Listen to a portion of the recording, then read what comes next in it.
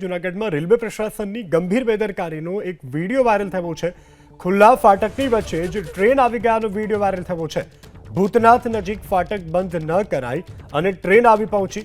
Technical ખામી સર્જાતા ફાટક બંધ જ ન થયું।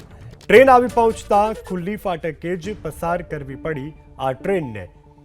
તો દ્રશ્યોમાં પણ જોઈ શકાય છે। આ વિડીયો પણ સામે આવ્યો છે। ભૂતનાથ નજીકનો આ વિડીયો છે કે જ્યાં જૂનાગઢ રેલવે પ્રશાસનની ગંભીર બેદરકારી સામે આવી છે।